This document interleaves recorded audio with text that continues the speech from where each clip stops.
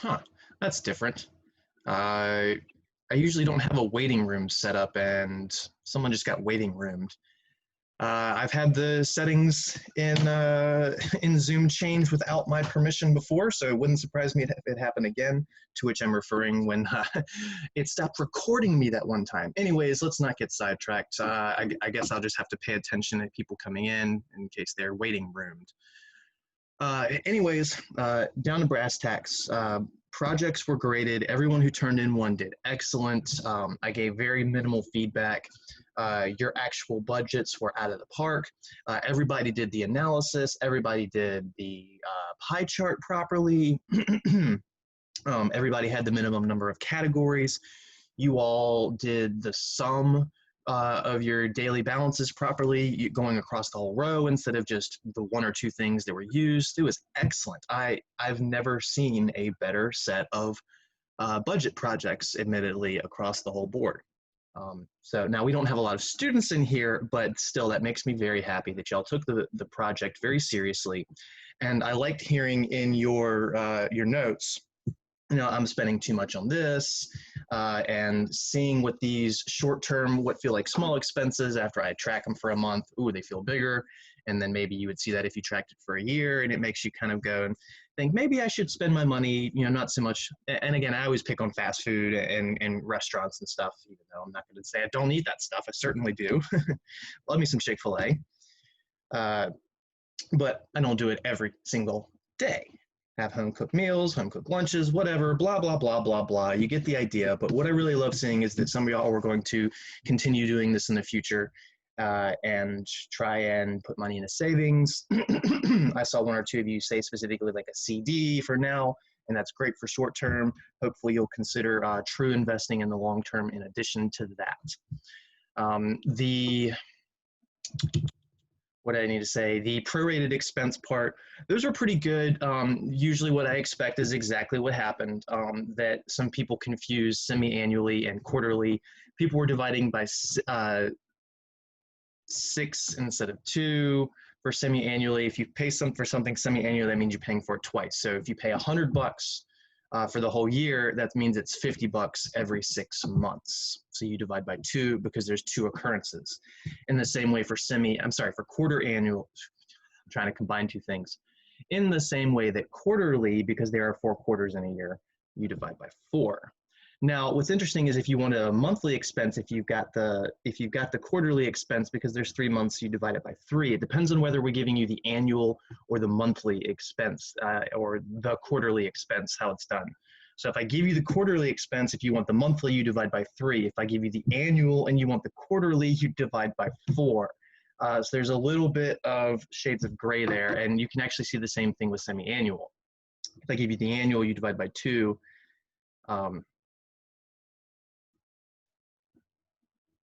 But if I give you a semi-annual rate, you divide by 6. And actually, just saying that right now, I'm starting to think I need to look back at that, and maybe I owe you some points. Let me double check that. I might be sending an email out.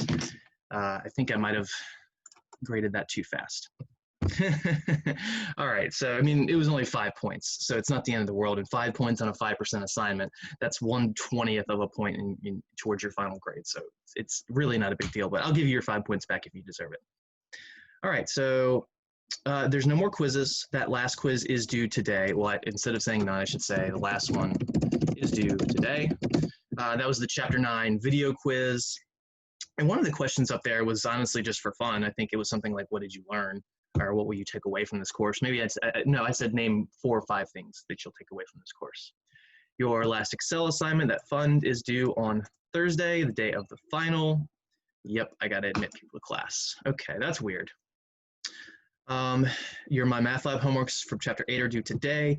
Chapter 9 is due on the 30th, and notice that I put it in parentheses. Now, there's still stuff from Chapter 9 on the final exam. 1 to 2 questions, probably 2 questions. They're going to be in line with what you see in the review materials down here, probably using those formulas from your formula sheet. So that's what you should be prepared for. The Chapter 9 homework assignment is a little bit all over the place. It's 4 sections. It's got some questions that you really shouldn't have to answer, in my opinion. So I'm just going to use this as a replacement grade. So if you maybe skipped a homework in the past, if you complete the Chapter 9 homework and you earn a good grade on it or whatever, then I'll count that as a replacement. So if you have a 0 somewhere, then anything is better than a 0. If you get a 20 on the Chapter 9 homework, that 20 is going to be better than the 0. So it'll replace your lowest homework grade. What else did I want to say about that? But again, it does have a decent amount of problems on there that you don't necessarily have to worry about. If you see anything about bonds, just skip it. I mean, you can go through the view an example and help me solve this if you'd like, but we're really not focusing on the maths of bonds in here. I'm not going to say it's weird, but it's just, I kind of invoke this, if you're younger, you should be investing aggressively, in my opinion. Bonds are more for people who are going a safer route, and the math is just a little wonkier. And sure, that annuity formula is big and beefy, but bonds have all these little subtle details to worry about, so we just kind of pass that over unless we have way more time on our hands than we expect. So final exam, Thursday, 1 day only, 1 attempt only. Please understand these 2 issues. I cannot accept a late final exam. I have to submit my grades Friday morning. So if you have not taken the final exam by 11:59 p.m. Thursday, the 30th of July, that is it. You will be missing your final exam grade. You'll be missing 20% of your grade. That's going to take you from an A to a C or a B to a D, something like that. Please take this serious. Please do not forget the final exam. There are no excuses for this one. All right, I want everybody to do awesome on this. So we're not going to hold regular class due to the final. Like I said, tests, normal conditions are usually done in class during a class time. The midterm, I wanted to give people a little more of an opportunity to final. I've got to do what I've got to do. So that will span chapters 1 through 9. And as I've mentioned in the past, it's going to be about 1/3 of the material is going to come from chapters 1 through 4. So maybe about 7, 8, 9 questions. And then the rest of it is going to come from chapters 5 through 9. So 11, 12, 13 questions, something like that. So the final exam review is split into 2 parts. For chapter 1 through 4, go back to that document I originally provided to you in Canvas. So that was just a document with questions and answers. Those were on proportions for like over half of those topics. So I didn't feel the need to create an assignment with immediate feedback and all of that. I felt like that would be a pretty good assessment. But for the chapter 5 through 9, we did this in the last third of the course. We've been just going through it. Chapter 8 we covered in a day. Chapter 9 we got 2 days. So I wanted to give you more of an interactive portion of a I say assignment, but it's not an assignment. It's not graded. So I put that in my math lab. I know I emailed y'all a day late on that. I'm sorry about notifying you, but I did have it up there. So it is in your My Math Lab assignment section. I think it's like the 3rd or 4th one down. I said it in the email. You can't miss it. So again, that will not be counted as part of your grade. Remember, the grade that My Math Lab tells you or the grade that Canvas tells you is just complete garbage, because the grade in My Math Lab is not accounting for the stuff in Canvas, and vice versa. And the stuff in My Math Lab generally doesn't count all your zeros. It has some things counting as being grades that aren't actually grades. The same goes for Canvas. You were supposed to have been trying to track your grades throughout the course, as I suggested. Set up an Excel spreadsheet, just like the one we had back in chapter 2. You could literally just copy paste it. You just had to change the weights of everything, because not necessarily everything, but our project was 5%. I think the projects were 2 or 10% each in that assignment. Whatever, it doesn't matter.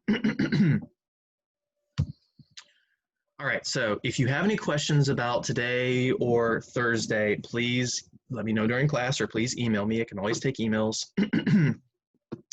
The next discussion board, I'm going to set up one like I did for the midterm, where you can go in there and say, hey, I don't understand how to do question 7 from the new review assignment, or from the old review assignment. If it's the new one, like I said, you've got the view an example and help me solve this, but you can still ask another student. I said I might come in. I've come in maybe 10% of the time with these, maybe 20% of the time with the questions, but I really did want the discussion boards being more on the student side of things. Sorry if you just heard that fall noise. So I will be setting that up. I probably won't have this available until about 1:30 p.m. today. I'm not going to have time between my 2 classes because I have a super quick errand to run. So discussion board will be up by 1:30. The chapter 9 homework due date, same thing, be up by 1:30. You got your next Excel assignment, your final, you're gonna take it, you get your 1 attempt, you'll have 2 hours, which I didn't say that up here. It is 2 hours, just like the midterm, which is like 45 minutes more than I normally give for this test. So that should be plenty of time. Remember, this is supposed to be no notes, no books, calculators allowed. You do want to have your formula sheet ready for this. You will not have added anything to your formula sheet. You can download that in Canvas in the same place it's been forever. Yeah, all right, so I think that's good. So let's get back to chapter 9. So last time we talked mortgages and a little bit of annuities. We kind of jumped over, and that's going to sound weird because we did 9.5 first. And I said we wanted to talk about debt. So 9.4 is where we talk about those annuities, those retirement accounts. But I did jump right to that to at least invoke what we can do with our mortgage savings if we took the 30-year instead of the 15-year, if we had extra money lying around or anything like that. So we introduced the loan payment formula as well as a couple other formulas. The 3 for putting a deposit in multiple times. In fact, I thought I had that formula sheet up, but I don't. Let's do this. Quick way to find it. Here we go. Remember, this is the formula sheet you should have for your final exam. You're not supposed to add anything to this. You're not supposed to change anything. Everything is fine. Remember, these first 3 formulas, the letter P represents a one-time deposit. The first 2 are when you know that one-time deposit. The last one is when you don't. The thing that's isolated tells you what you want to find, A meaning a future value. Then the next 3 formulas after the APY formula, this is just kind of its own thing, converting a annual rate to a effective rate when you compound more than once per year. But these 3 formulas are when you are making multiple deposits on a regular interval. So if you're depositing $100 a month, every month for 40 years or 50 years, something like that. The first 2 are for when you know the payment you're going to consistently make. The last one is when you don't know it. So the first 2 are used when you want to know the future value. This third one is when you want to find the payment to get a specific ending value. So, hey, I want to retire $1 million. This is the formula you need. What's the payment you need every month or every quarter or every year, whatever it might be. How do you tell whether you use the first or second? It's whether it compounds annually or compounds more than once per year. And remember, you can even use the formulas that have in them. That's a tongue twister right there, in them. If you just make the N1, then that's your annual case. Then this last formula was your loan payment. This is our mortgage, this is our car payment, our boat payment, our student loans, anything like that. We're making the same payment every single month, and we're just slowly paying down the principal of a loan. All right, so there's our formula sheet. We talked about the 15-year versus the 30-year mortgage. We talked about how those are good debts. We talked about how a 30-year mortgage, if you're willing to take risk, is probably the best option because you can take the money you save from not paying extra towards your house, put it towards an investment where you'll yield a higher interest rate, and boom, you retire on a sizable chunk of money, or maybe even early. Maybe you can work that out. There's something on the internet you can look up. It's called FIRE, and no, not the burning a fuel source with oxygen and all that stuff. FIRE, it's an abbreviation, Financial Independent retire early. So there's this FIRE movement. You can check Reddit about it. There's other YouTube, Google in general, FIRE, F-I-R-E, Financial Independent Retire Early.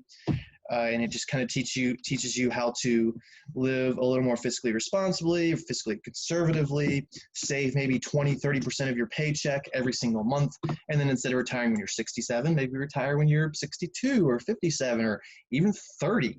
That's really what the FIRE movement is about. But you got to make at least a decent income to retire by 30 or 40, even if you're saving half of your income. So really good stuff. If you are ever interested, it's a Google away. So we talked about how mortgages are our good debt because it allows us to leverage something we don't have. We leverage our debt, debt kind of being this theoretical pit hole of money that we don't own. And we call it good debt because the interest rates are typically low. Now, if we were dealing with the 70s and the 80s when interest rates were 15% on a home, I don't know that I could have still called that good debt back then. Right now, my marker for good and bad debt being separated is about 5 to 6%. But again, that's a number that you can say, well, maybe 7% is still good debt, or maybe 4% is bad debt. It just depends on your risk tolerance. It depends on the economy, lots of variables. So what's our bad debt? These are credit cards. These are very, very, very bad type of debt. Because with credit cards, you're dealing with 15, 18, 20, 24% APR. And it used to be that there was no cap on these. About 5 years ago, roughly, they did pass a law to put a cap on them. And I don't remember the number off the top of my head. It's probably in the ballpark of 30 to 35%. But with credit cards, what they do is, all right, you go to the store, you buy a $2,000 couch. Hold on, my dog is freaking out.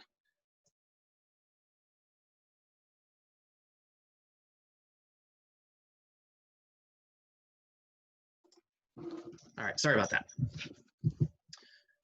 Where was it? So you go to the store, you buy a $2,000 couch, and they say, all right, well, we'll give you no interest for a year. And you say, okay, well, I'm just not going to pay that card for a year if that's an option too. No interest, no payments. And then after a year, your interest starts accruing. Or maybe you just have a regular card that the interest accrues instantly. So you're paying, let's say, 18%. 18% is a pretty typical credit card rate for someone who doesn't have bad credit. So a credit score that is not optimal or not great, something like a 300, 400, 500 credit score, maybe.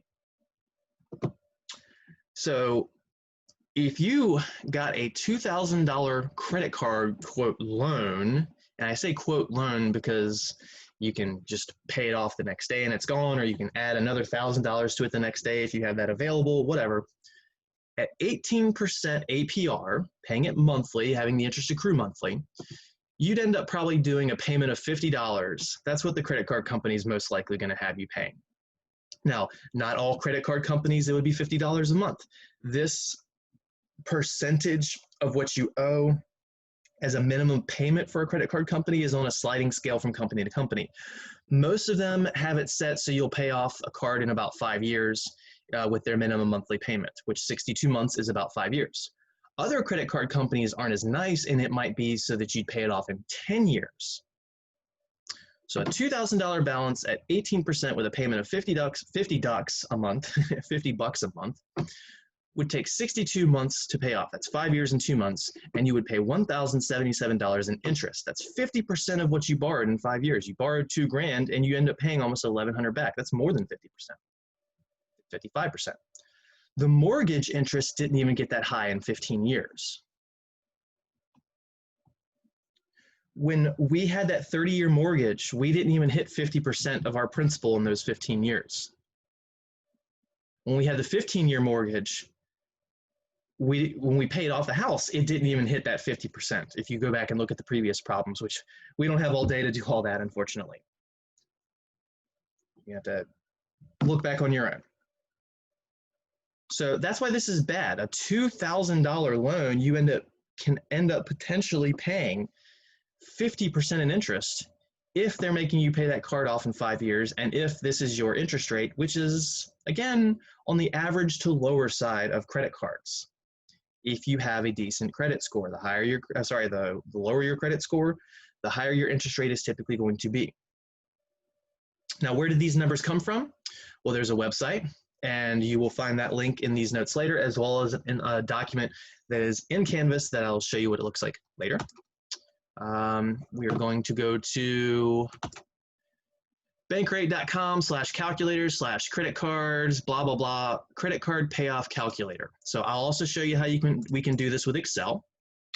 And if you just Google credit card payoff calculator, or even credit card calculator, I believe this is like the second or third option to pull up. But in this, again, in this document, that link is right here. So you can copy paste it from that document. All right, so credit card balance. We bought a $2,000 couch. Credit card interest rate. You can see I've done this before, 18%. Now, you can actually say, hey, I want to make a payment of $150 a month every single time because I can afford it. Let's see what that would lead to, and I'll play with that in a bit. Or you can do a desired months to pay off. So like, hey, I want to pay off this credit card in 10 months. So I can type 10, and then it'll tell me what I need to pay. I'd have to pay $216 a month to pay it off in 10 months. And I'd only pay $168 in interest. That sounds way better than before. It breaks down, here's the $2,000 you borrowed, here's the interest, and when you consider that as the whole, what you end up paying to the company, 92% is principal, which you actually borrowed, and 8% is that free money the credit card company gets. But this isn't the way we did it for the problem at hand. We said the credit card company gave us a minimum payment per month of $50. So $2,000 balance, 18%, $50 a month, boom, hit calculate, 62 months to pay off, $1,077 in interest. There we go. How can we do this with Excel?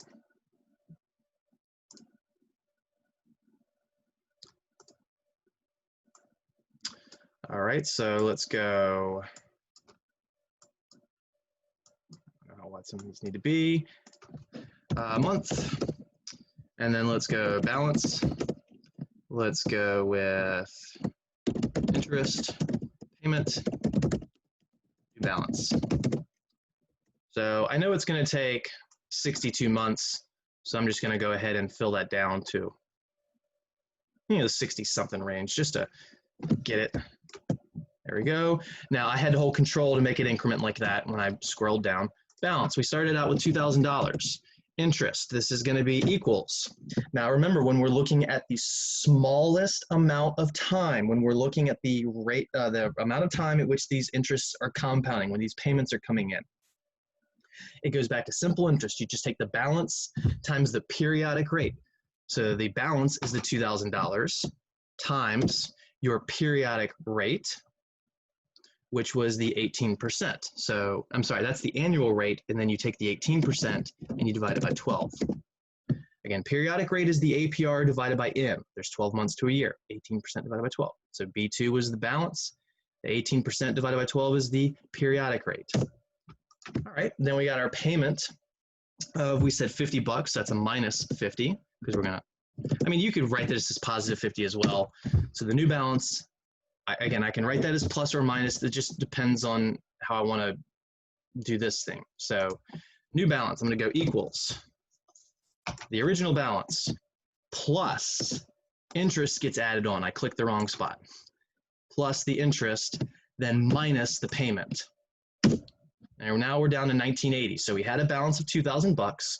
The credit card company charged us $30 in interest, which now our balance is $20.30. We pay $50.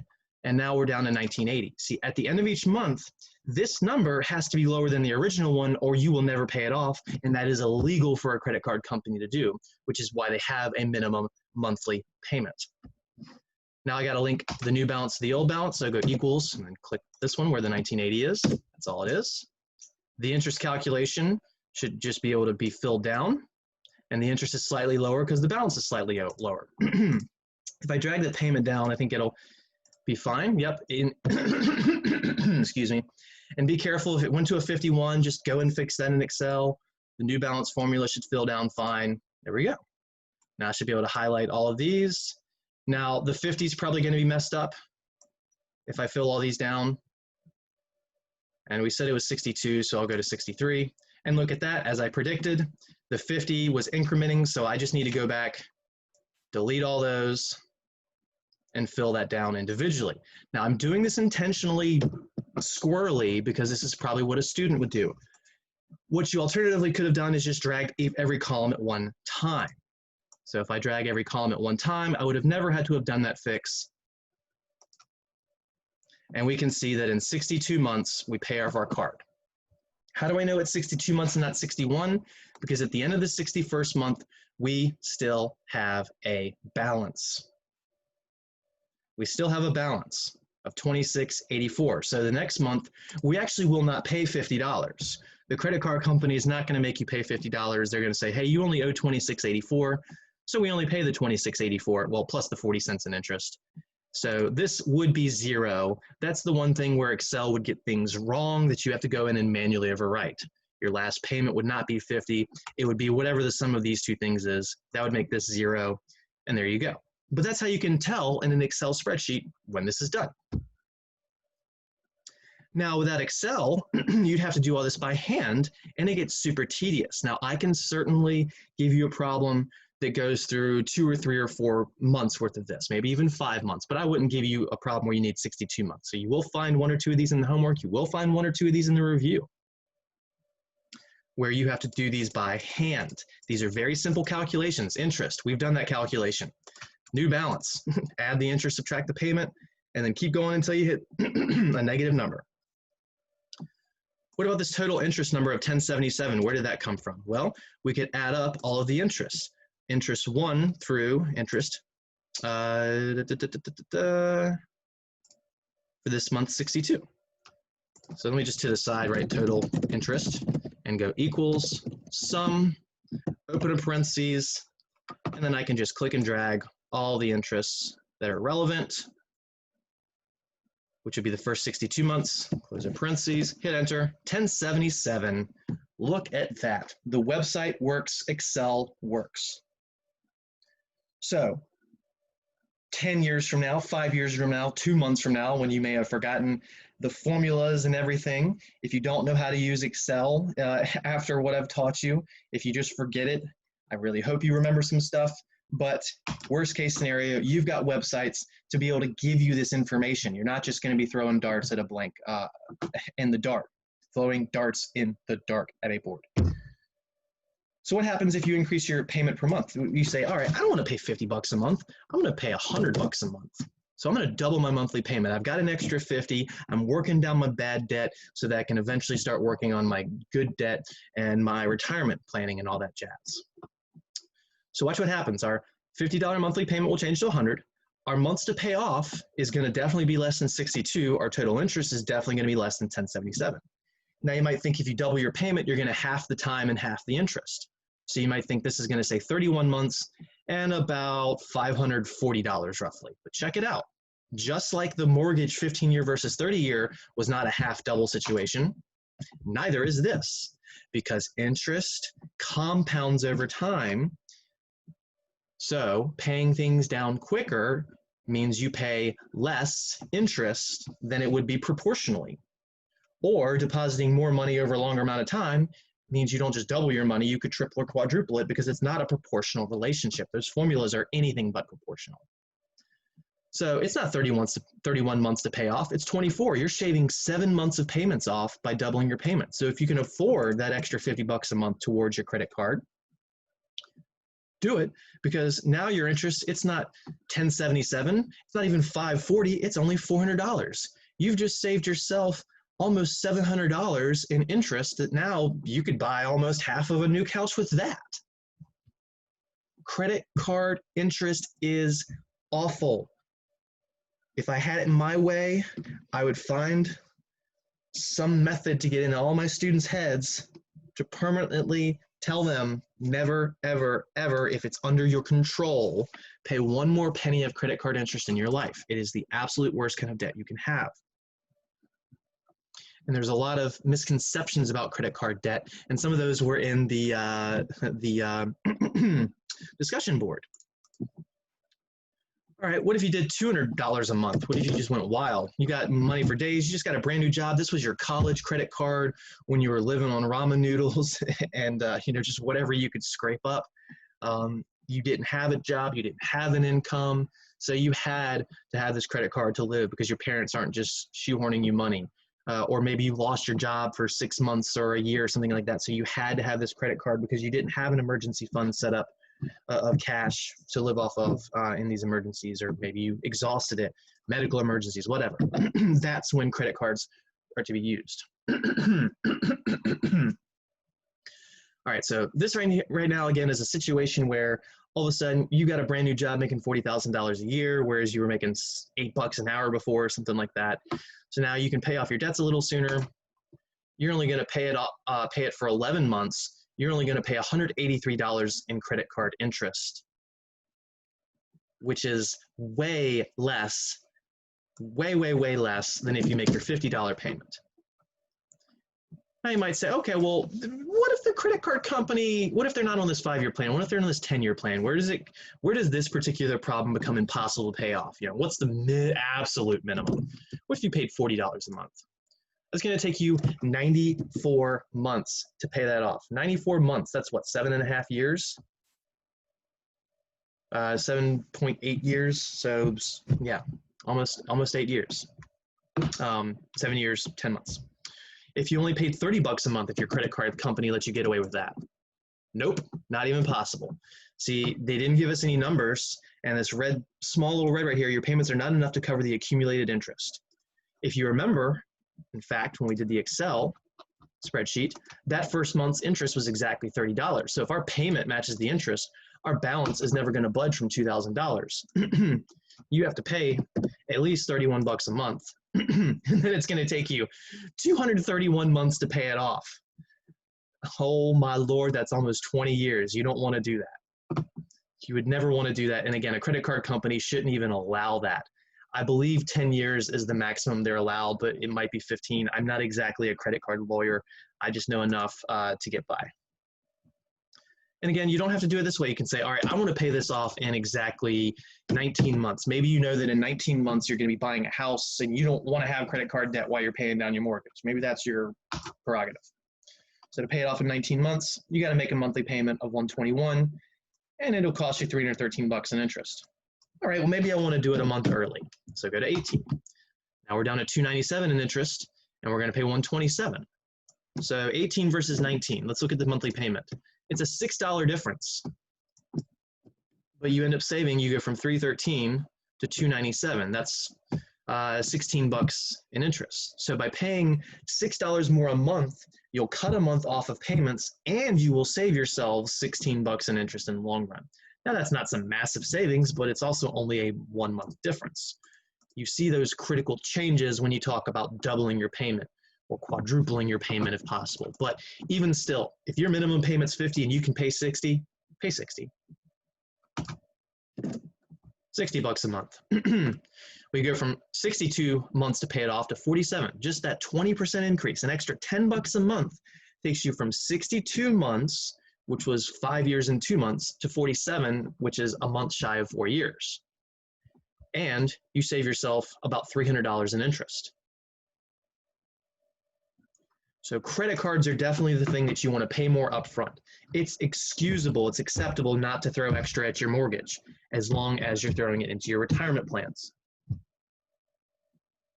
But it's not excusable to not throw money at your credit card debt if you have the ability. Now you might say, well, Mr. Beckner, last month I spent every single penny I had. How am I supposed to increase my credit card payment? Well, look at your expenses from your budget.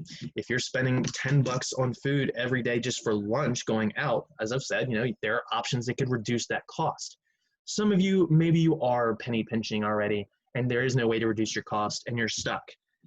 Hopefully one day you can get unstuck. Have a side hustle, something like that. Sell some of your stuff that you don't use. I don't know. Come up with something. Do whatever you can. Find a way. And for some of us, it's just a matter of time. We've got a couple years before we can actually make this stuff start happening. In which case, once you're able, make sure you're focusing on that. Like I've said, I really do love this stuff. I cannot tell you how many people I have personally, I'm not going to say financially advised, I will say had a discussion on this about, you know, hey, pay off this credit card first, then this, then start working on your student loan debt, then start, you know, while you're working on your loan debt, that's when you can start throwing extra money at your retirement. Again, mathematically, you want your credit cards paid off before you're throwing money at your retirement, but I know most Americans have credit card debt, so I'd say do both at the same time if you have to, but mathematically, you want your bad debt gone before you start working on your retirements. But if you're going to have credit card debt all your life, don't listen to the mathematically part. Just do the retirement funding as well at the same time. You're not optimizing your situation, but at least you'll have your retirement. You'll just end up paying a lot in credit cards too. Okay. So that's where those numbers came from. And again, the interest amount at 18%, this is a pretty normal credit card. There are amazing ways you can use credit cards. I've got 5 sitting in my wallet right now, probably. I love credit cards. But again, in the interest of not like hiding things, I'm not one to pay credit card interest. So how do I have these credit cards? Why do I have these credit cards? Why do I use them constantly for almost everything, unless it's a cash business or something like that, in which case it's cash? Why do I prefer credit cards to, say, a debit card? Why do I like credit cards at all if all they do is generate bad debt? How is your teacher able to never pay 1 penny in credit card interest? Well, credit cards can be your friend.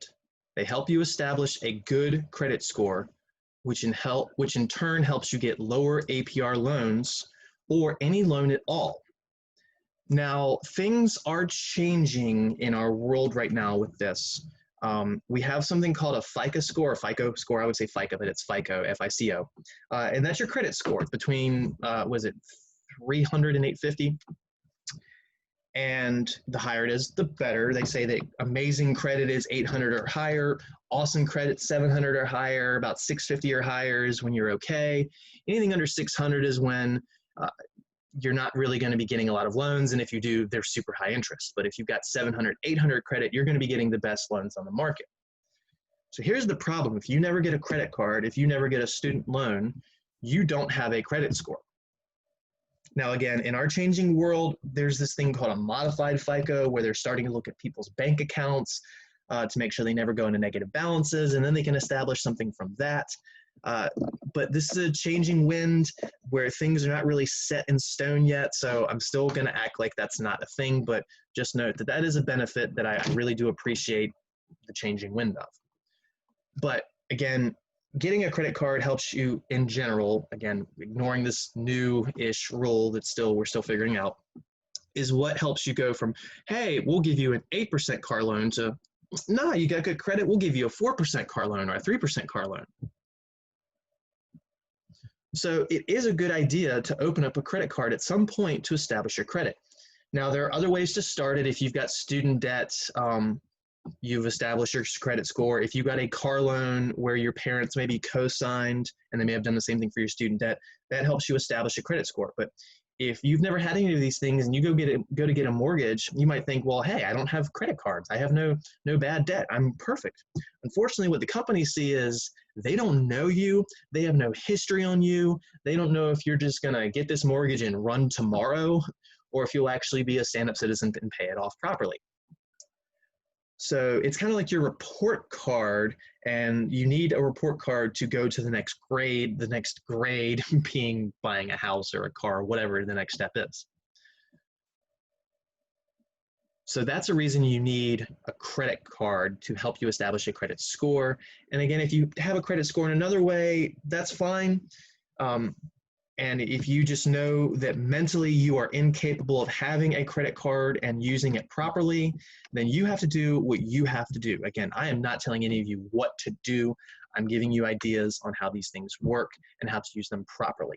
Some of us are incapable of having credit cards because the second we see, oh, I've got $5,000 in credit, we're going to go waste it on something frivolous, and that's not the point. Okay, So how is it that you're a teacher and millions of Americans don't pay a penny in interest? If you pay off your cards every month and on time, you never pay a cent in interest. So the real way that credit card interest accrues is you get a 30-day grace period or a 1-month grace period. So if you go and use your credit card at 5, 6, 10, 20 stores over a 30-day period, and then you get your statement in the mail with all those charges that you made, and they'll say, all right, your minimum payment's $50, but you actually owe $700. If you pay the $700, you never get charged a penny in interest because the interest hasn't really hit your account. They wait for 30 days after, and then boom, interest finally starts accruing. Now, if they say you owe 700 and you pay 50, then the next month you're going to see that interest in your bill. But again, if you pay it off immediately, you don't see the interest ever hit your account, and it's like you paid it with cash or with your debit card. So why not just use cash or your debit card? Well, many cards offer a point system or a reward system, which can be quite valuable if, and this is in all caps, if and only if you're not paying the terrible interest. So most point systems are 1 to 2%. There are some that are really awesome and they might be 3 or 4. When you start dealing with specific stores like Old Navy, you can go in and get maybe 5 or 10% off in their store. You know, Amazon has their 5% off credit card. But if you're paying 18% interest and the bank is giving you 2% back in points, does that make sense? No. Why would you want to pay 18% to get 2% back? So what you do is you charge on your card, they'll give you the 2% back, but you pay it off before the 18% hits, and now your purchase has only cost 98% of what it should have cost. That's how you game the system.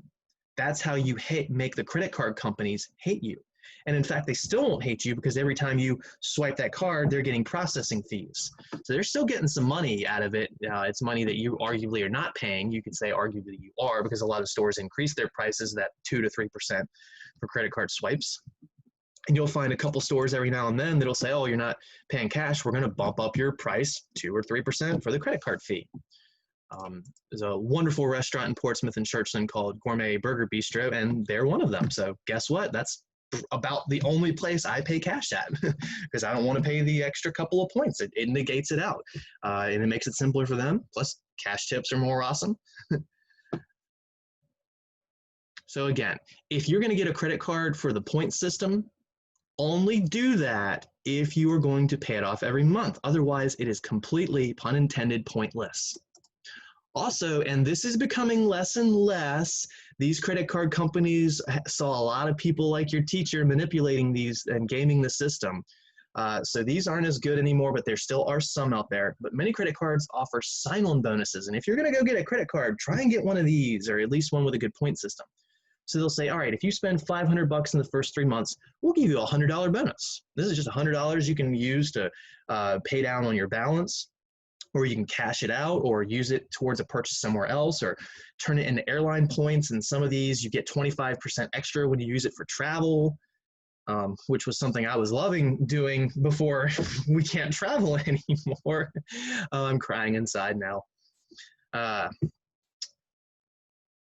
But okay, so spend $500, get $100. So what some people might say is, all right, I'm gonna go buy a $500 computer and get $100 off of it. But did you need the computer? Or I'm going to go buy some $2,000 tires and rims because they said if I spend $2,000, I'll get $300 back over the first 3 months. So if you spend $2,000 in 3 months, you'll get $300 back. I've seen that before. But again, no, that's not the point. Don't use it to say go make a random frivolous expense just to get a couple $100 back, because now you're $1,700 in debt. You got something cool and fancy, but did you really need it? And again, that's your decision on the need factor, not your teacher's. I'm saying is, all right, I know I've got some home repairs. I'm getting ready to put a new sliding glass door in, or I'm going to replace all the windows in my house, or put a new air conditioner in. And I've got a $5,000 expense. So I know this big expense is coming up. You go get a credit card that says, all right, if you spend $4,000 in 3 months, we'll give you $500 back. So you get the credit card, you put $5,000 on the credit card, you pay it off immediately. Again, you're going to do this like you're just paying cash. You have to pay it off in 1 month so you don't pay interest. So you would have had your emergency savings. You would have been, prorating some savings like we've discussed and said, all right, I know I need a new roof 30 years from now, so I'll put 15 bucks or 20 bucks away a month into this little corner of an account and have it labeled in an Excel spreadsheet, or maybe it's in its own account, whatever. So you got the 5 grand sitting in cash somewhere. You go get your repairs, but you put it on the card. You pay off the card the next month. Then the credit card company gives you 500 bucks. Boom, your repair is now $500 cheaper or $400 cheaper or whatever that expense might be. So when you look at those cards with these big, hey, spend this much in 2 or 3 months, if it's a big number, don't just do frivolous expenses to meet it. Make sure it's something that you would actually spend. Or maybe you've been doing a budget for yourself and you know that your average monthly expenses is $800. So if they say spend $2,000 in 3 months, you go, well, I usually spend $2,400 in 3 months. That should be fine. That's free money. And again, credit card companies, what they were hoping for is they were going to get a lot of people to take these cards and then just accrue interest on them. And then after a year, most of these cards have annual fees that kick in the second year, or maybe it's just a really small annual fee the first time, and it's worth paying it because if you have to pay a $100 annual fee and they give you 500 bucks, you're still $400 in the green. So the credit card companies were hoping that everybody was just going to leave the debt, give them lots of money and interest, have that card for a couple years worth of fees to accrue and all that stuff. But more people were acting like your teacher and getting these cards, canceling before the year so the interest, so the fee never happened, paying it off every month so the interest never accrued, and they were losing money hand over fist with this stuff. So they had to reassess how they were doing this. You can also find these kinds of offers with savings and or checking accounts, but quite often they require you to have a sizable deposit, like $5,000 or $10,000. I've seen some that are even crazier, like $50,000. And I mean, it's kind of tough to have that money just sitting around just to get a couple extra $100 bucks. But it's a good opportunity if you do.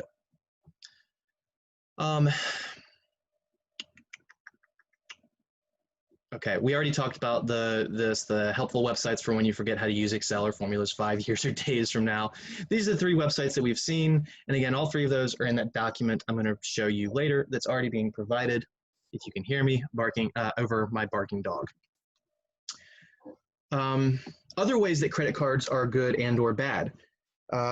If you've got $2,000 worth of cash sitting in your wallet and you get robbed or you lose your wallet, guess what? You're out $2,000. If you've got $2,000 worth of credit and on a credit card or several credit cards and your wallet gets stolen or you lose your wallet or you leave it at IHOP at 3 a.m. because you were half asleep or something silly like that, guess what? You call a credit card company, you spend 5 minutes talking to them on the phone. Sorry, my dog is distracting me.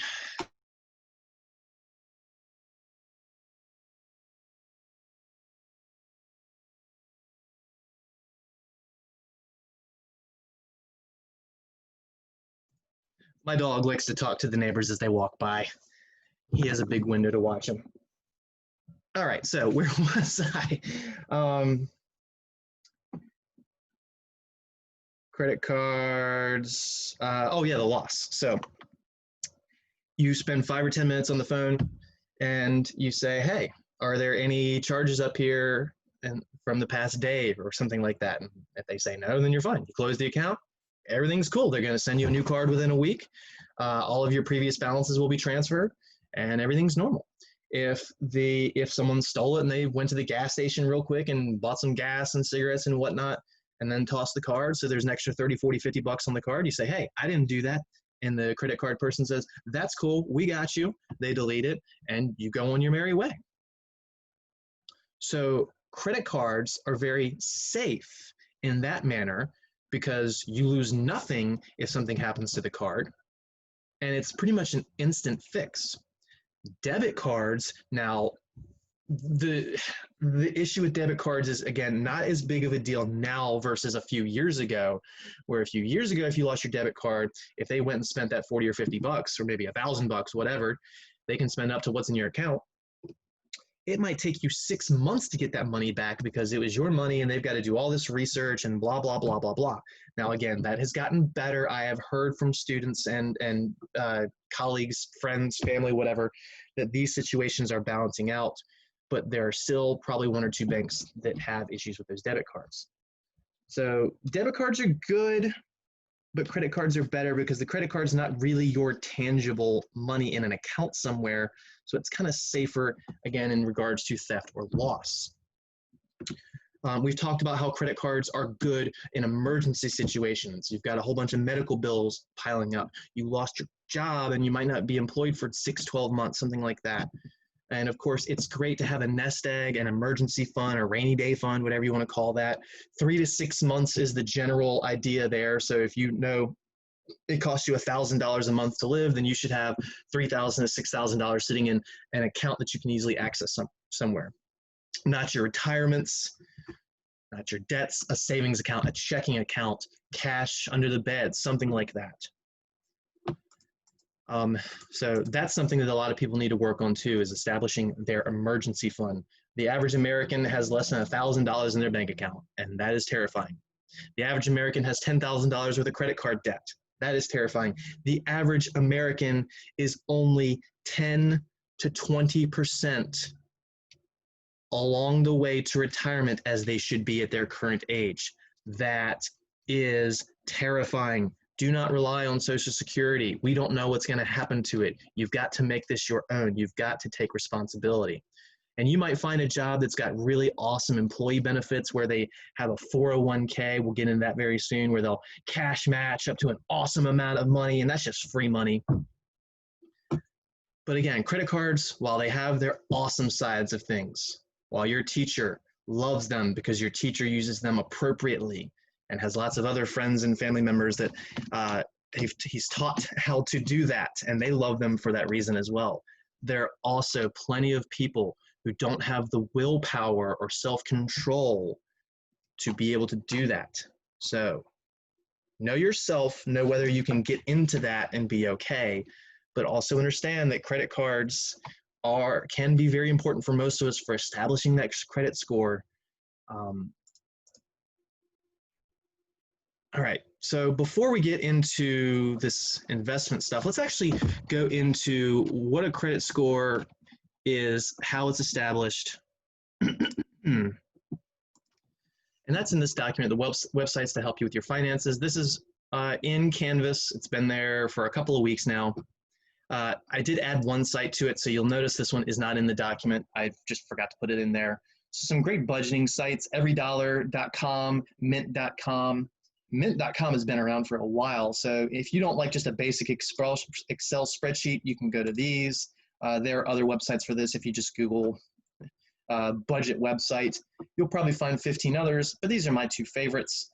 A lot of people like to use what's called the envelope method of budgeting, where they have, all right, they know their 10, 15 categories. They have an envelope for each, and they put physical cash into them. So that way, all right, I've got my envelope for fun expenses. I put $100 in there. Once I spend that 100, I can't spend any more. I can't grab from another budget. I can't grab from another category. So some people need that physicality there. And that's kind of what every dollar does, but without the physical side of things. Credit card payoff calculator, we just used that. Mortgage calculator we used last time. And I said that just Googling mortgage calculator, they have their own embedded one that's much simpler and just as functional. The annuity calculator, this is for calculating your 401k or your IRA investments, things like that. Like we said, just because an account doesn't have the word annuity doesn't mean that the math behind it isn't the same. We also said to be careful Googling this one, because most annuity calculators are actually for withdrawing the money at the end and seeing how long it'll last instead of the depositing side. But I know that none of my students are on the withdrawing side, so that's why we didn't go over that. Some great annuity sites. These are sites you can get mutual funds off of, stocks, ETFs, options. So again, they're not necessarily calling these things annuities, but the math behind them is the same thing. Vanguard, Fidelity, E-Trade, Robinhood. There's several others as well. I've got this one new one that I'm trying to remember off the top of my head. There's Acorns. Acorns, and it's probably acorns.com, but just Google Acorns and retirement, and that would give you that. Acorns is one that's awesome because they have what's known as a roundup feature, and a lot of these other sites are starting to implement something like that, where let's say you go to the store and an item costs you $1.60. you have your Acorns app and it's linked to your cards and whatnot. So when you charge it, you actually pay $2. The store gets $1.60, and then the Acorns app takes that 40 cents and it throws it into whatever mutual fund or stock or ETF, whatever you have set up to take. And you just invested some money in retiring by buying something at the store, just by throwing your change. It's kind of that idea of having a big change jar in your house, and instead of taking it to Coinstar and paying a silly 10% or whatever fee, or taking the time and energy to wrap it up yourself and drop it off at the bank, which is, you know, maybe hours worth of work depending on how much change you have. This just does it automatically for you. And again, invests it instead of just turning into other cash. Webull.com. I don't actually know the spelling, so I'm going to Google it. I can't remember if it's with O's or U's. The idea should be U. Yes, it is. Webull.com. That's another investing website. And a lot of these websites like Robinhood, Acorns, Webull, they'll give you a couple of stocks just for free for signing up. And if you get a link from someone else who already has one of those accounts, then both of you get free stocks. And you know what? You would think your teacher would give you his Webull account or something like that, so he'd get free stocks while you get free stocks. But I couldn't do that to you. And as I've already shown you, I don't have a Webull account, but I am going to get one sooner than later. Either that or Robinhood. I haven't decided. I have Fidelity right now. Fidelity is where I started with, but I also believe in having your eggs in more than just one basket. When the kind of stock market crisis was happening back in March, when it was dropping like 10% a day because of the virus, Robinhood had server issues and people couldn't even trade for a couple of days. And that's why people say it's a good idea to not just have all your investments at one bank, because someone who had maybe $500,000 in Robinhood and wanted to pull out some funds because of the market just, you know, what's going on, maybe they wanted to pull it up to be safe. They couldn't. They didn't have access to it. So if they had half their money in Robinhood and half their money maybe in Vanguard, they could have at least pulled the half in Vanguard. So while I do only have one for now, I will have 2 or 3 sooner than later. And that motivated me, quite honestly, to do so. I had been talking about it in the past and I was like, yeah, I need to get on that. And you'd think I would have already done it, but yeah, it's been a weird couple of months. So again, Acorns, Webull. I need to update this document and re-upload it. Those are more modern ones. Robinhood is pretty modern. Robinhood actually changed a lot of things in a positive manner with these old trading systems, but we don't need to get into that. NerdWallet has lots of awesome things. Just the general website can take you to credit card information. I was talking about how some credit cards offer great sign-on bonuses or point systems. They do like an article every month on the best ones available now. You can also just Google best credit cards of the month, best bank accounts of the month, things like that. But NerdWallet also has lots of other references here for investing, how your credit score is calculated. And there's a couple other websites that have this. This is the one I like because it gives a nice pie chart, technically a donut chart. So we can visually see where everything is. So in those discussion board questions from last time, I asked us to discuss several things about credit cards, like, hey, should you have a credit card balance or not? And I kept saying previously, hey, you don't want to have a balance. You want to pay it off every month so you don't pay interest. But historically speaking, most of my students think you need to have a balance because that's what gets you a good credit score.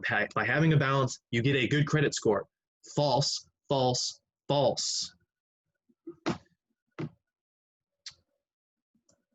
Oh, I can't just click that. Look at the second row.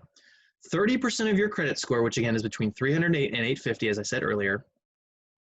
300, terrible. 850, amazing. 850, pretty much impossible. Once you get to 800, you kind of just plateau from what I've read. 30% of your credit score is established from, and there's no formula for this. The credit card companies hide this formula. There are websites that try and mimic it, and they don't even know how to mimic it perfectly because they'll say your credit score is 798 and it's really 789. 30% of your credit score is based on your current loan and credit card debt. This is known as a utilization ratio. Utilization ratio is the ratio of how much credit card debt you have to how much credit you have available. So if you have one card and they say you can put $2,000 on this card, you have $2,000 of credit. If you have two cards and they're both $2,000 in credit, that means you have $4,000 worth of credit. If you have a $500 credit card, so you've got $500 in credit, that's a lot lower. Now that utilization ratio, let's compare two scenarios. Where's my pen? Here it is. So utilization ratio.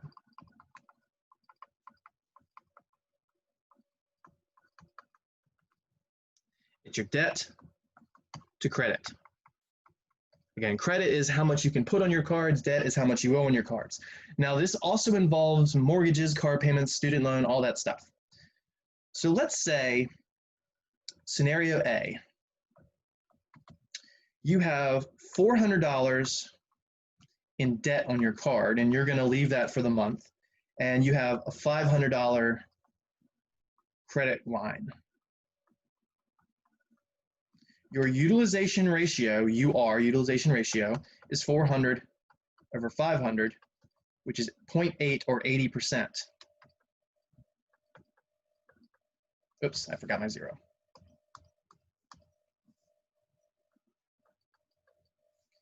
That's bad. That 30% of your credit score based on your utilization ratio, this is terrible. You want low utilization.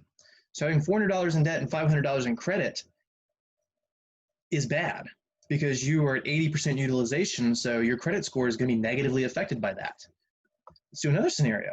So person B, Bob, B for Bob, he's got $400 in debt, but he's got $50,000 in a credit line. So his utilization ratio is $400 over 50,000. Which the 4 divided by the 5 is still the 0.8, but now you'll have only two zeros cancel, so you have two more in the bottom, which means we're at 0.008 or 0.8%. That is way better. You want your utilization ratio to be as small as possible. If it's 0, it's perfect. You would have 30% of your credit score be absolutely perfect. What does this establish? This establishes that you want to have a lot of credit.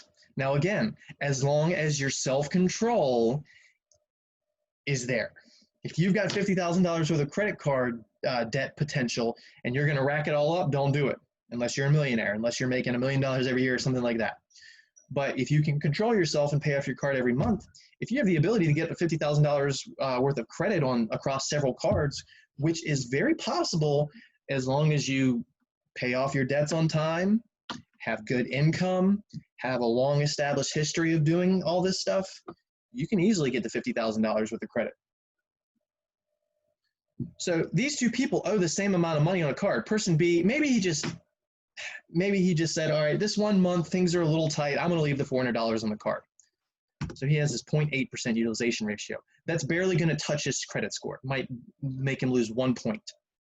But the other person who has an 80% utilization ratio, they're probably going to be losing 1 to 200 points. And it's not a linear scale. It's not proportional. Again, how credit scores are established are very, very weird mathematically. I don't know the formulas, and I'm not going to pretend like I do. But from what I've heard, the closer you are to 0, it doesn't really affect you as much. But once you get in this 80-90% range, then the effect starts happening quicker and quicker. All right, so that was item 2 of this. Item 1, payment history. Payment history means, have you been paying your card off on time? This is the most critical one at 35%. Let's say your credit score is 700 and you miss one payment. Your credit score is going to drop anywhere from 75 to 100 points. That is unbelievably significant. Do not ever miss a credit card payment. It is the single easiest major drop to have in your credit score. Now you might be thinking, Mr. Beckner, I missed a payment last month and my credit score didn't budge. Well, there's some shades of gray here. In order for your credit score to budge, the credit card company has to actually file a claim against you. And a lot of these people don't file claims if you pay it maybe a week or two later, even sometimes a month late.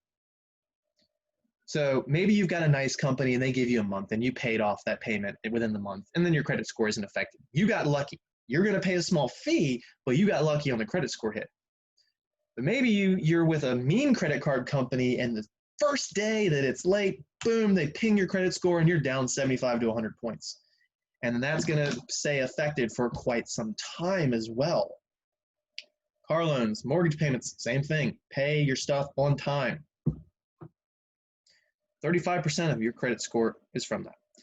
15% of your credit score is from the length of credit history. So another question I asked on the discussion board was, let's say you got a new card, should you cancel your old one or something like that, or you've got a card you haven't used for 3 or 4 years, should you cancel it? No, never cancel a credit card if there's no annual fee. That was a big if, right? Your teacher doesn't like annual fees. So first of all, you should have a credit card that has no annual fee because that's going to be your long-term hold. Because how long you've had credit, how long your oldest account is really the biggest effect here. So if you've had a credit card for 1 year and that's it, the length of credit, it pretty much is zero to them. It's kind of the same issue as with the utilization ratio, where it just grows really quickly when you get to the other side of things. So if you've only had a card for 1 year, you probably don't really have any points out of this 15%. You haven't established that. But after maybe 7, 8, 9, 10 years, you're going to have maybe half of this available 15%. But the closer you get to, I think it's 30 years, then that's when it actually becomes perfect. So it takes a long time to get this 15% up to perfect. So let's say that you've got one card that's 1 year old and one card that's 10 years old. If you cancel that 10-year-old card, you're losing all of your length of credit because now you're down to 1 year and you've just lost maybe 7% of your credit score. 10% comes from the types of credit: car loans, student loans, mortgage loans, credit cards.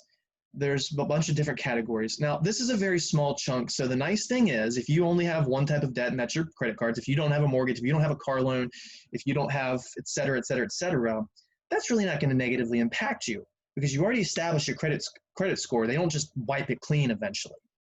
It's there. So, maybe you had your car payments and your mortgage payments and your credit cards, and then you paid all that stuff off. Now you just got credit cards that you're paying off every month.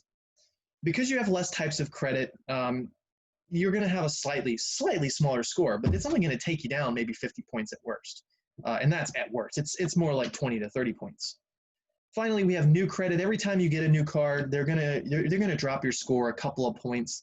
If you apply for too many cards within a small amount of time, they'll A, maybe deny you. That depends on the credit card company.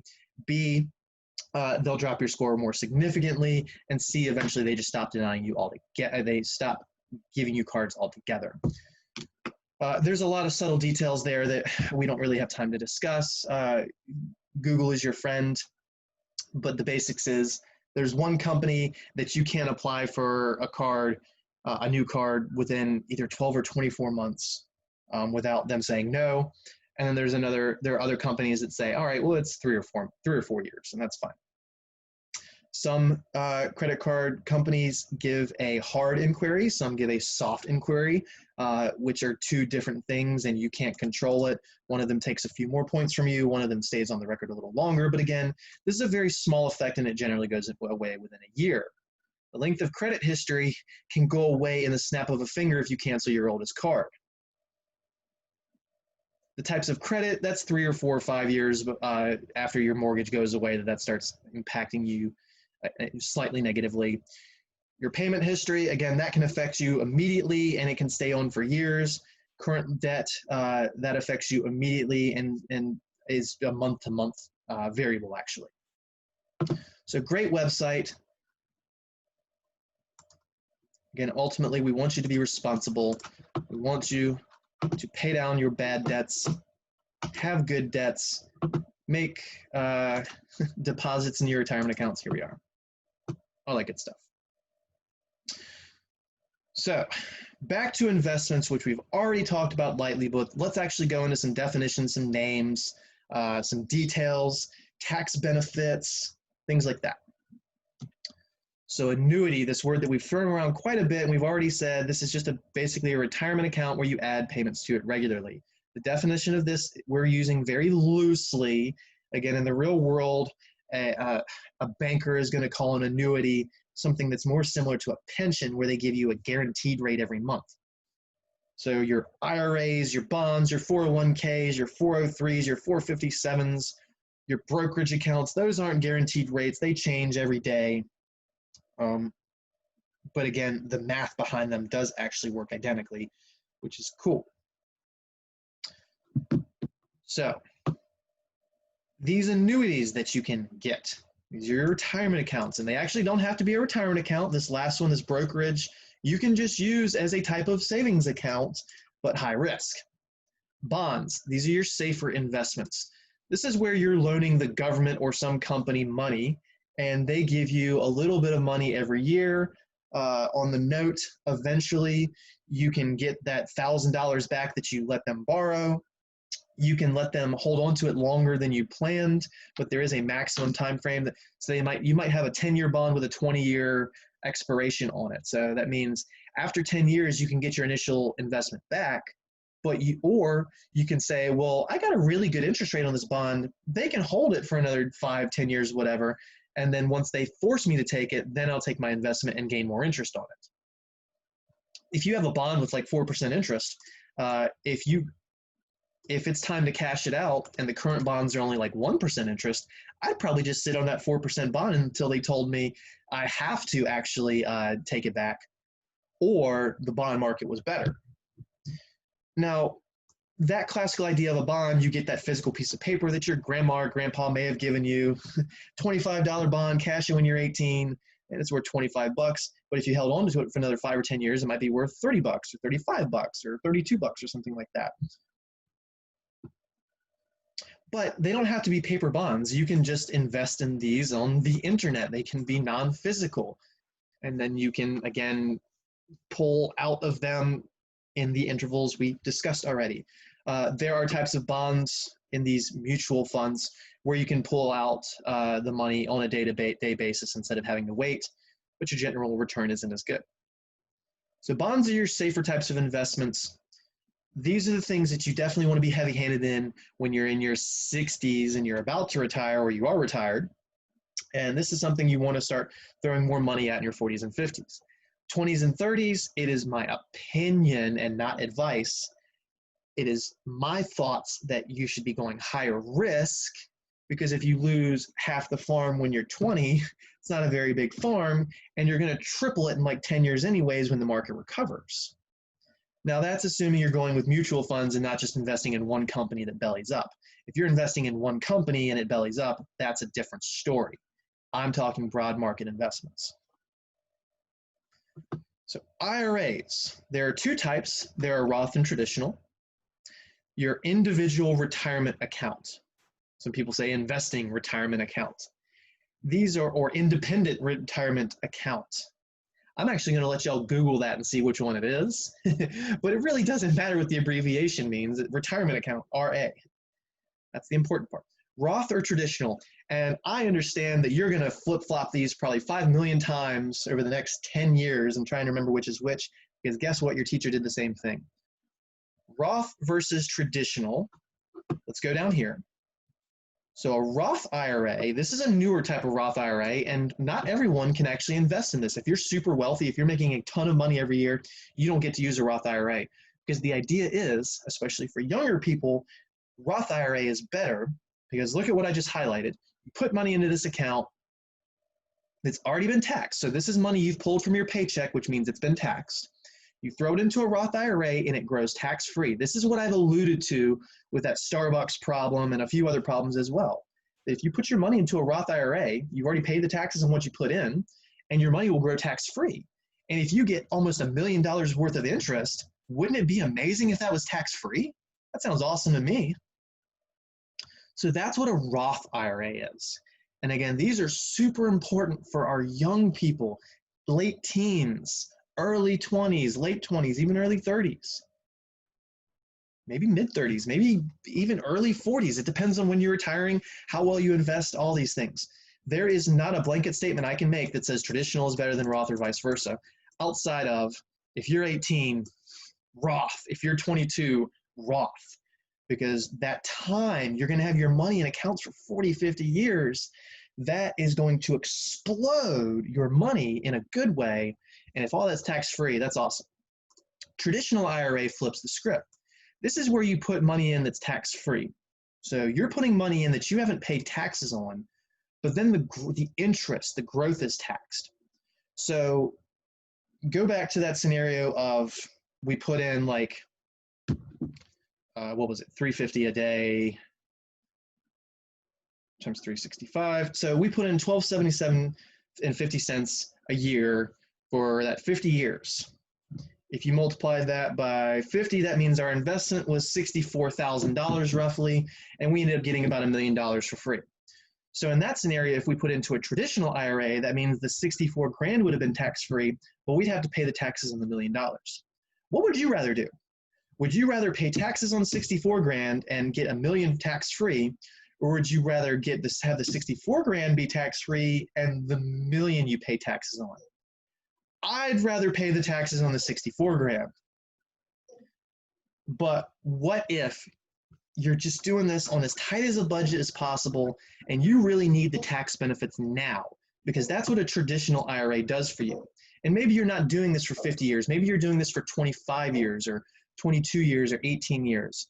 Because you're not going to have the time for your money to explode nearly as much, it might actually benefit you to take the tax savings on the deposits instead of the interest. So there's some shades of gray. Also, how the tax brackets are going to be different 20, 30, 40 years from now. We can't predict that. Most people assume tax brackets are going to be higher or tax rates are going to be higher, but you never know. You just never know.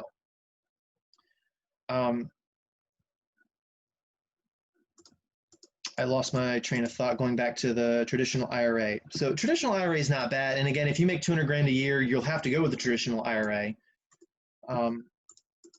If you're in your 50s, it's probably better to stick with the traditional IRA. If you're in your 20s and 30s, probably better to stick with a Roth IRA, but these are probably, as I'm saying, not definitely. I can't say which way in that scenario. If you're 18 and you're starting your retirement journey properly young, I don't see a scenario in which the Roth IRA is not better. Now you might be wondering, how do you put money in tax-free? When I get my paycheck, it's been taxed. Well, yes, the money from your paycheck has been taxed. So you'd be putting money into your traditional IRA, but then at the end of the year when you pay your taxes, what's going to happen is your taxable amount will decrease and you'll end up getting a larger refund. So dumping money into a traditional IRA is going to end up netting you a bigger refund year to year.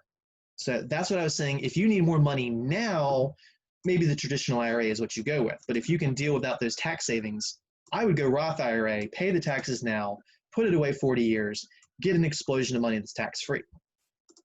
And you can put 6 grand right now into a Roth IRA or traditional IRA every year. So that's $500 a month. So that's $500 a month that you could be growing for tax-free with your interest later. Now, out of these IRAs, there's also something known as, and this is not an IRA, a brokerage account. There's no tax savings here at all. You pay the taxes on the deposit, you pay the taxes on the interest. And you might say, why the heck would you ever want to do that if you've got these options? Well, maybe your income is awesome, or maybe your savings rate is really awesome, and you put your $6,000 into your IRA, and you go, well, I've still got another $5,000 or $10,000 to dump, and I don't want to just spend it. I want to invest it wisely. You could go and get yourself a brokerage account. So you don't get those tax savings at all, but you can still put these money into accounts earning 7 or 8 or 9 or 10% average return every year, which is going to be the CDs earning 1 to 3% and the savings accounts earning 0.5%, if even that. which, by the way, on that document I provided, I showed a couple good savings account websites like Ally Bank. That's one off the top of my head I know. That actually has decent rates without a minimum deposit, because that's difficult to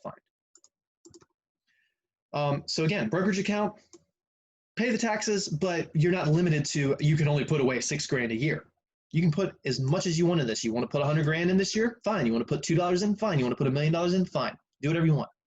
The other benefit is, with a Roth and a traditional IRA, there's a minimum age to pull out money without fines and a couple of special notes, one you'll see here. So because these are retirement accounts, you're not supposed to pull money out until you, well, surprise, retire, which for these IRAs, they say 59 and a half. For a 401k, that's another type of retirement account that's employee sponsored. Also, there's a 403b, which is very similar. There's subtle differences there. Again, in the interest of clarity, I have both for some weird reason with TCC. One of them is my contribution and the other is their contribution. I don't know a lot of other places that split it that way. Usually they just dump it all into a 401k, but that, it is what it is. It doesn't matter. It doesn't affect me at all. It's just two separate accounts. So your 401k, this is with your employer, or if you're self-employed, you can get a self-employed 401k. If you're military, you might actually be able to find a Roth 401k. There's not a lot of those out there, but I do know that there's certain branches of the military that offer them. In which case, again, if you're starting at 18, like most people in the military tend to do, probably a good idea to go to the Roth side of things. But again, I'm not definitively saying yes, because I'm not a financial advisor, and things change over time. It's not like a math formula that doesn't change. Interest rates change, taxes change. So 401ks are pretty awesome because usually the employer is going to offer some type of cash match for your contribution. So they'll say, all right, if you put $1 in, we'll put $1 in. Or maybe they'll say, if you put $1 in, we'll put 50 cents in, something like that.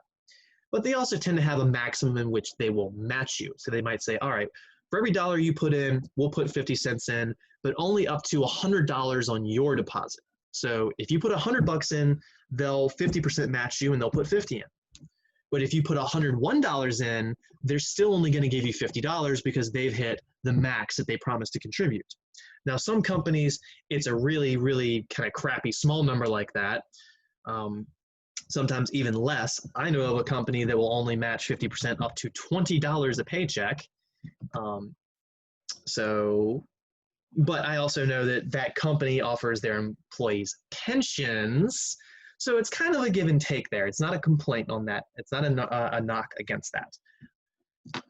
But I also know of companies that they'll say, we'll match you dollar for dollar up to $5,000 or $10,000, which is amazing. And they can't actually match up to $10,000 because the maximum 401k contribution per year right now is, I want to say, $19,500. That's a big number. The IRA is $6,000, the 401k is $19,500. So you can dump a lot of money into a 401k every year and get tax benefits. So what you could do is put your $19,500 towards your 401k, put your $6,000 towards your IRA, and out of that $19,500, maybe only a third of that came from your employer, which was free money. Always take the cash match from your employer. You're going to see some homework questions about that. Always take the cash match as much as you can. If your employer is going to match you, that is your first priority always.